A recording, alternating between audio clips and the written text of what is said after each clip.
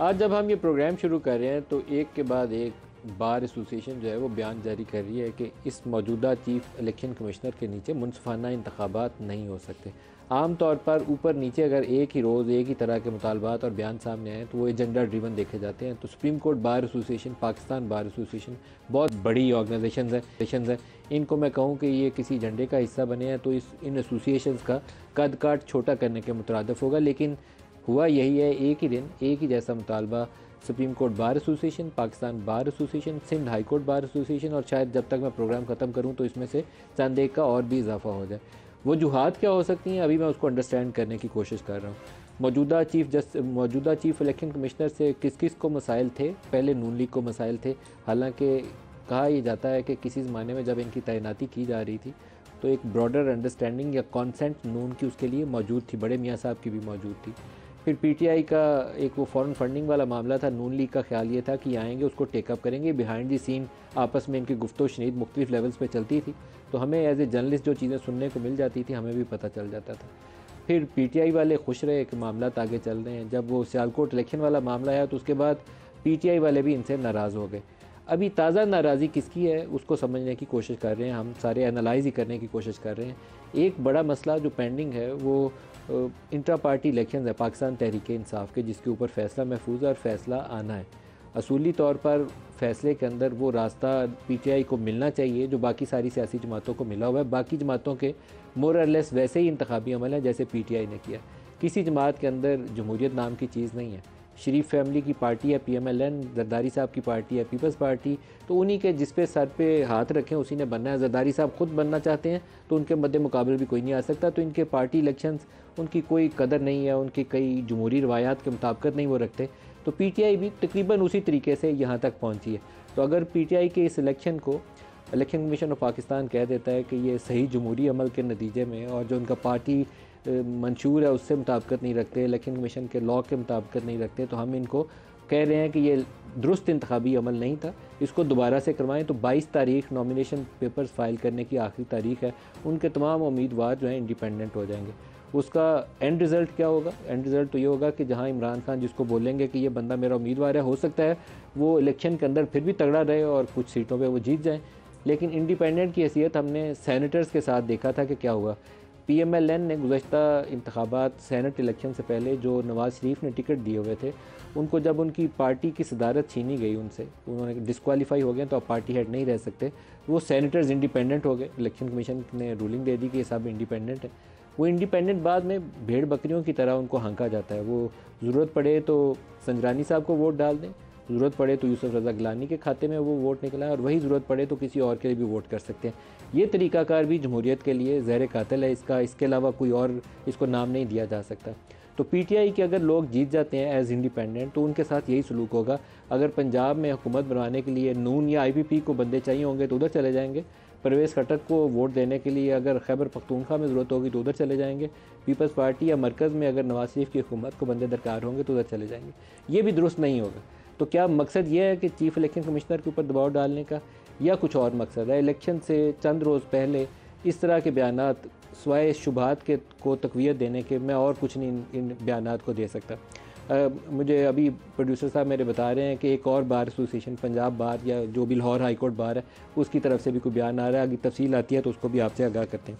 Supreme court ने इंतखाबात के हवाले से एक पोजीशन लिया है कि 8 तारीख हतमी तारीख है और पत्थर पे लकीर है। गो कि आज लोगों ने उसका मजाक उड़ाया और मैं उनके ऊपर भी तनकीद करता हूँ जो 8 तारीख के ऊपर सुप्रीम कोर्ट ने जो स्टैंस लिया उसका मजाक उड़ाते हैं। वो कहते हैं जो स्टॉक मार्केट है उसके बाद गिरना शुरू हो गया। तो भाई स्टॉक मार्केट का और सुप्रीम कोर्ट की जजमेंट का आपस में क्या ताल्लुक है? क्या ये जस्टिफिकेशन है कि जो आपके केयर टेकर्स हैं लाभ मुतनाही मुद्दत तक उनको बिठाए रखें कि स्टॉक मार्केट में 2000 पॉइंट्स का इजाफा हो जाए?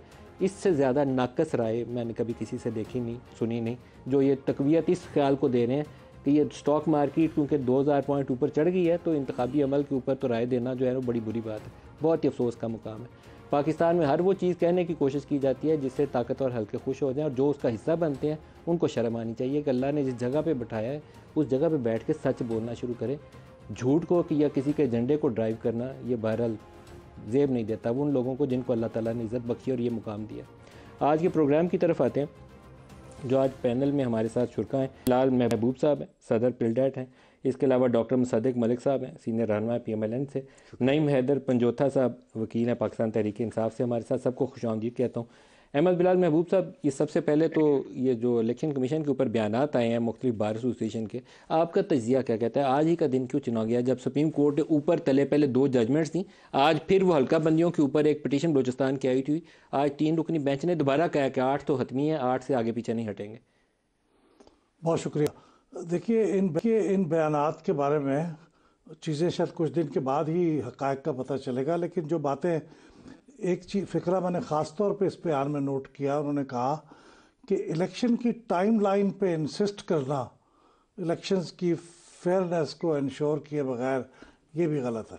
कोई इस मफहूम का फ़िक्रा भी है, हाँ है एक, जिसमें इलेक्शन की टाइमलाइन के बारे में भी कहा गया कि आप इंसिस्ट कर रहे हैं टाइमलाइन के ऊपर, तो ये भी दुरुस्त नहीं है। तो मैं समझता हूँ कि उसमें एक इशारा ये है कि इंतखाबात की मौजूदा जो टाइम फ्रेम है वो शायद पसंदीदा नहीं है। एक तो ये बात है। दूसरी बात है कोई स्पेसिफिक उन्होंने जो एक इल्ज़ाम लगाया है वो एक ही है, वो ये है कि आपने जेलम के अंदर सीट दे दी है और हाफिजाबाद में सीट नहीं दी। उसकी तो बहुत आसानी से जस्टिफिकेशन हो सकती है, और वो उनका होम टाउन भी नहीं है, ये तरदीद भी आ चुकी है कि जेलम मेरा होम टाउन नहीं है, मेरा होम टाउन तो सरगोदा है और वहाँ मैंने कोई सीट नहीं बढ़ाई। और मुझे आके अगर ये कहा जाएगा कि कोई ज़ाती शख्सियत कि एक सीट कहाँ बढ़ा दो, तो ये मैं किसी शख्सियत के लिए नहीं कर सकता।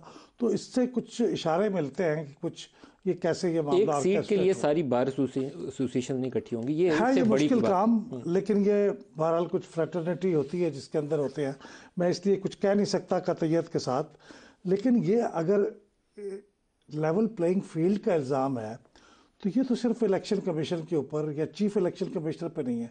देखिए ये डायरेक्टेड कमीशन पे भी नहीं है, चीफ इलेक्शन कमिश्नर के ऊपर कहा गया मस्ट गो, टारगेटेड अटैक है, टारगेटेड अटैक है, मस्ट गो। वरना ये फैसले तो सारे, और टाइमिंग बड़ी मजे की है। सुप्रीम कोर्ट के जो जजमेंट्स आई हैं ना, उसके बाद अब हम सोचते थे कि इलेक्शन कैंपेन शुरू होगी। आज ये नून लीग वाले भी अपनी पार्टी मीटिंग्स कर रहे हैं मुख्तलिफ डिस्ट्रिक्ट्स के अंदर पार्टी टिकट्स फाइनलाइज करने के लिए। तो ऐसे मौके पे कहें कि नहीं, फेयरनेस ऑफ इलेक्शंस को पहले यकीनी बनाएं, उसके बाद तारीख की बात होगी। और चीफ इलेक्शन कमिश्नर आप तो घर जाओ, तो इसका मतलब ये है कि आप उसको दोबारा डिरेल करने की कोशिश कर रहे हैं, क्योंकि कोर्ट्स ने कहा 8 फाइनल है, तो अब कोई और तरीकाकार निकाला जाए। मुझे याद है कि जब जनरल ज़ियाउल हक इंतखाबात कराने के लिए कहते थे तो बहुत से मुतालबात आते थे कि पहले एहतसाब फिर इंतखाब। ये तो टिपिकल है ना जी, है जो टिपिकल जब भी इलेक्शन को डिले करना हो ना, पहले कहते हैं पहले एहतसाब फिर इंतखाब। हाँ, और अब ये कहते हैं कि हमारा बिजनेस जो है वो डिस्टेबलाइज हो रहा है, तो इसके लिए इलेक्शन ना करवाए जाए। तो मुख्तलिफ तौजीहात दी जाती हैं इलेक्शन ना करवाने की, लेकिन भारत इलेक्शन को तो होना है, वो होना चाहिए। 8 को होगा और मुझे खुशी बिल्कुल होना चाहिए, होगा 8 को लगता है।